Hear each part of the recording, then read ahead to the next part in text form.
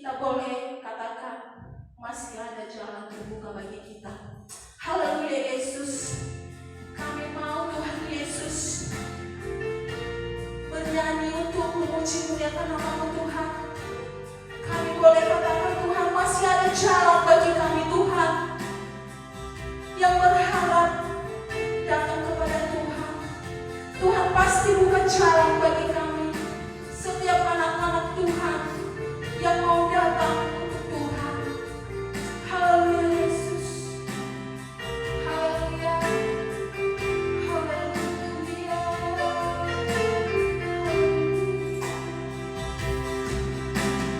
Kau selalu ajaib bagiku.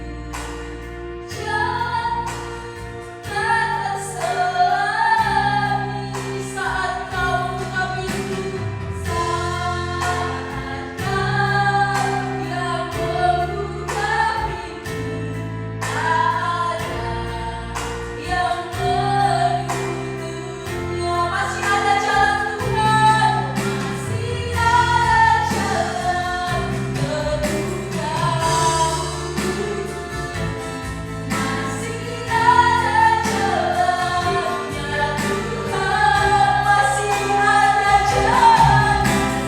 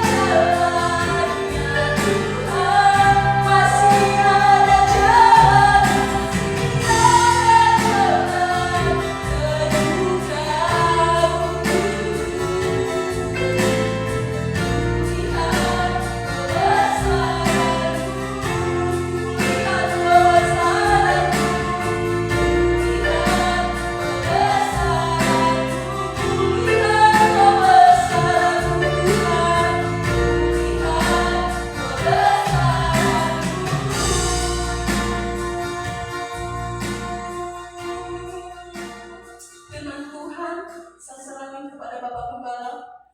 Haleluya.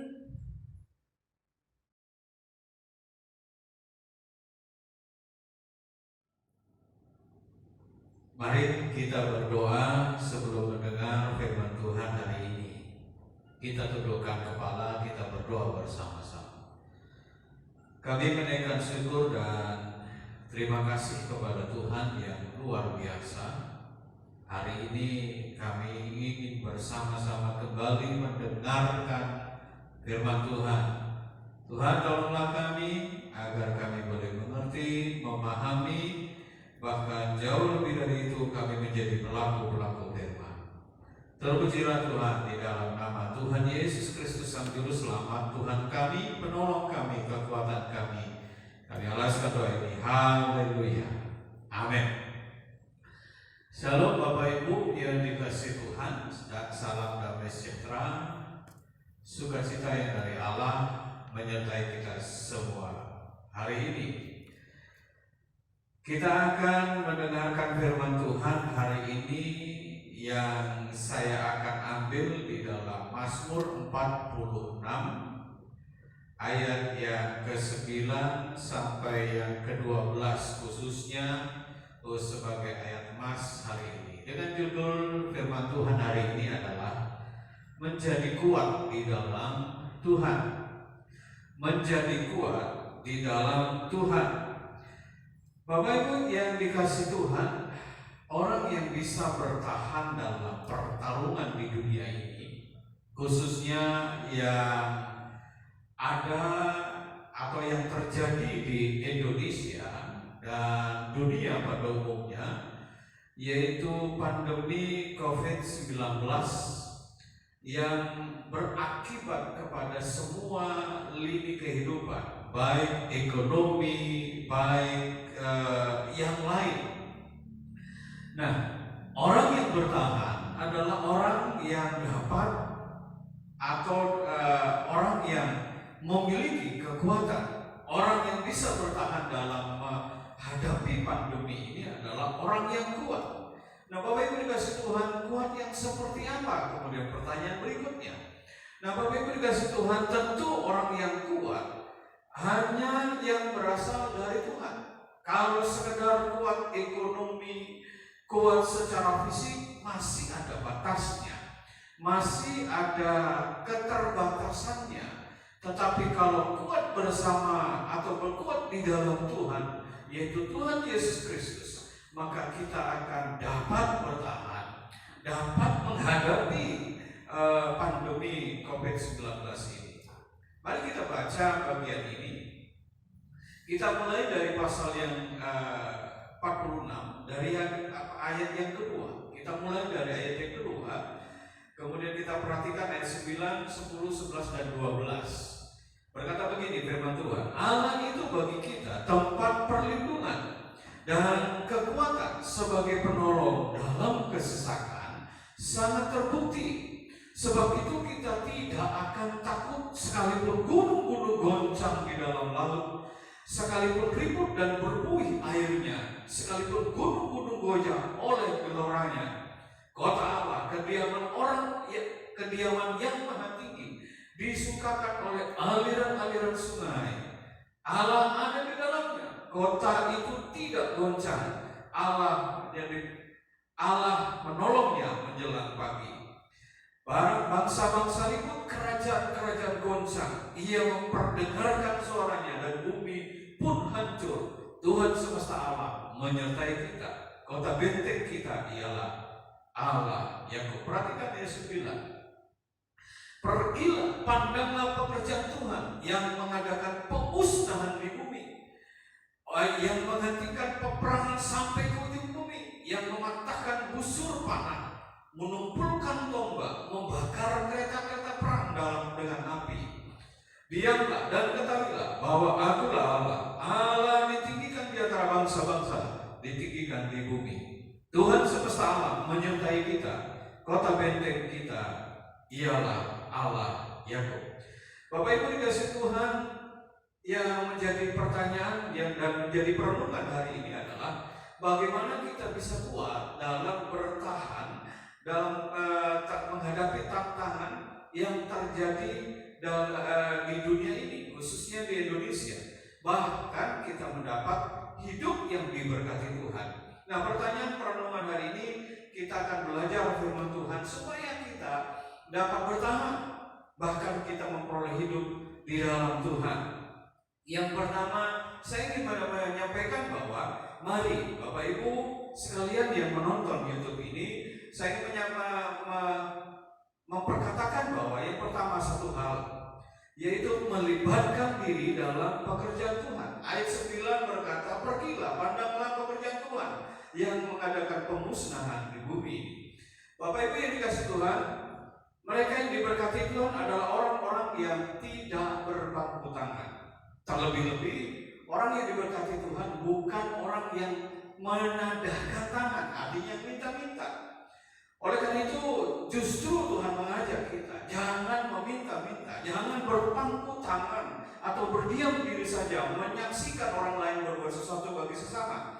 Tetapi hari ini kita mendengar firman Tuhan, mari kita melibatkan diri, ya, ambil bagian dalam pekerjaan Tuhan, terlibat dalam pekerjaan-pekerjaan yang Tuhan berikan, tentu sesuai dengan talenta yang Tuhan beri.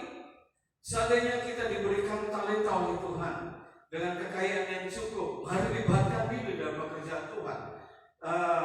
Libatkan keuangan kita, libatkan tenaga yang kita miliki, libatkan doa yang kita bisa sampaikan kepada Tuhan.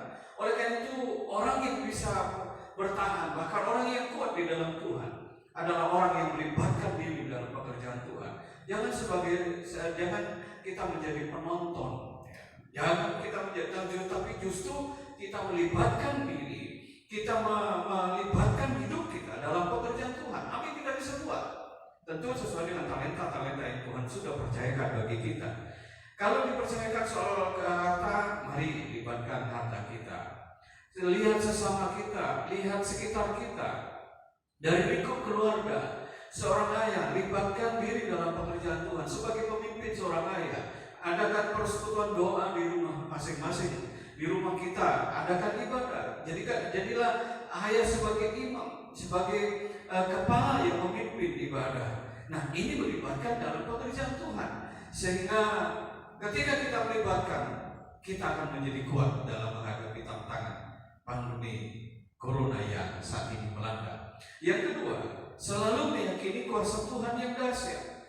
Ayat 10 berkata begini, yang menghentikan peperangan sampai ke ujung bumi, yang mematahkan busur panah, menumpulkan tombak, membakar kereta-kereta perang dengan api.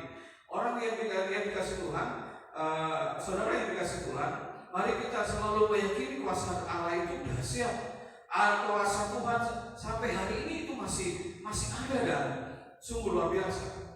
Oleh karena itu, meskipun kita tahu hari ini tidak menyangkal kekuasaan Tuhan, tapi kita harus sebagai orang percaya bukan hanya tidak menyangkal, tetapi kita harus meyakini dan sungguh meyakini bahwa kuasa Allah itu dahsyat, mengalahkan segalanya.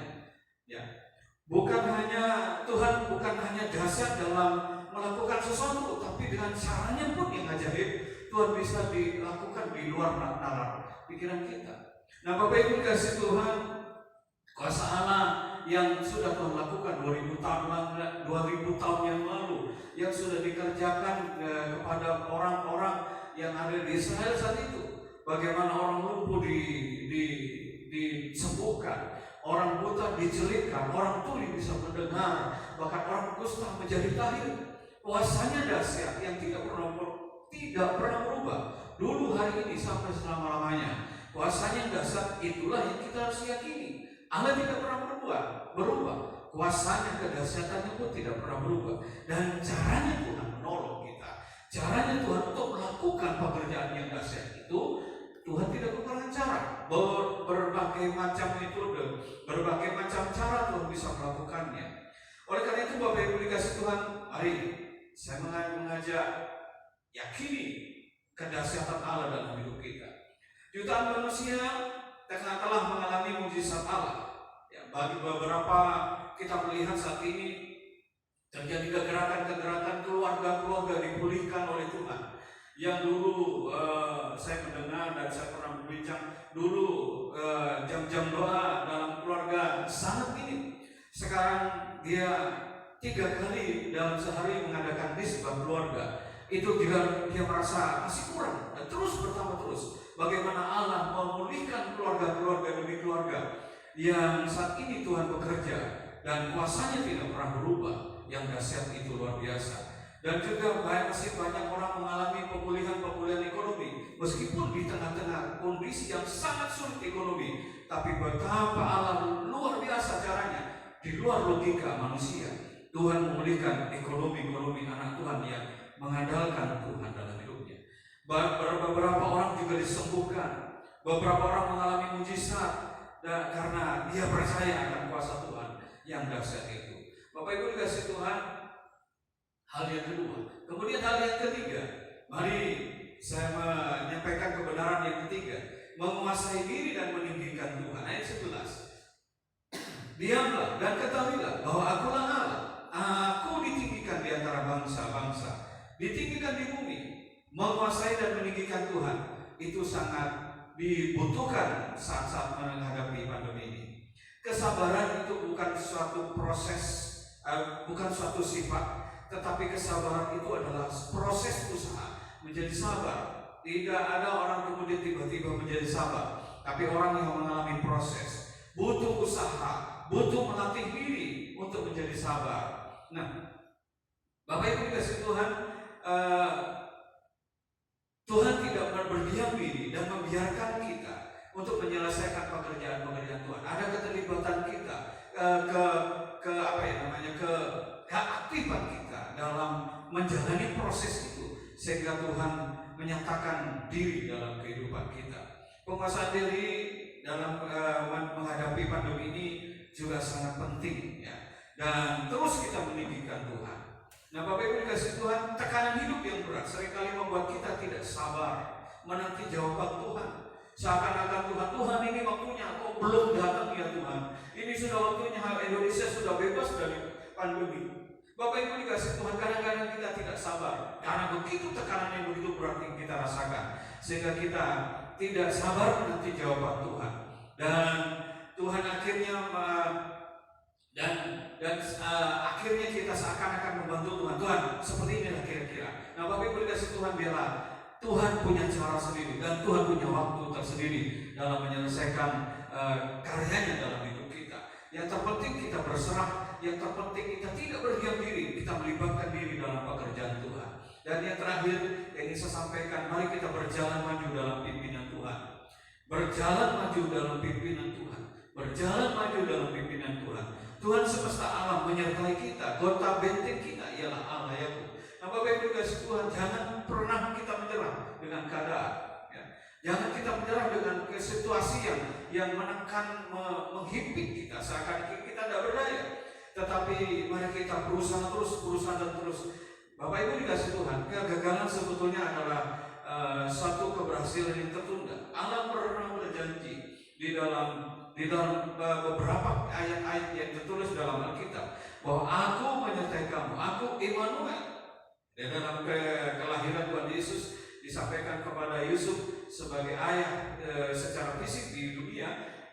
Malaikat berkata kepada Yusuf, engkau akan mempunyai putra laki-laki dan engkau menamai Immanuel, yang artinya Allah bersama kita.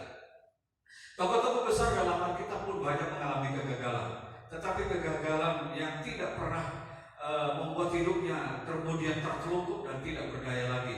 Bapak Ibu dikasih Tuhan, kegagalan atau ketidakberhasilan adalah rubah. Yang terpenting adalah bukan menyerah dan terus berusaha, melakukan sesuatu dalam pekerjaan Tuhan. Nah, Bapak Ibu dikasih Tuhan, sebagai ayat penutup saya ingin sampaikan begini. Di dalam Ulangan pasal 28 ayat 13, kiranya begini, ada firman Tuhan berkata begini, Tuhan akan mengangkat engkau menjadi kepala dan bukan menjadi ekor.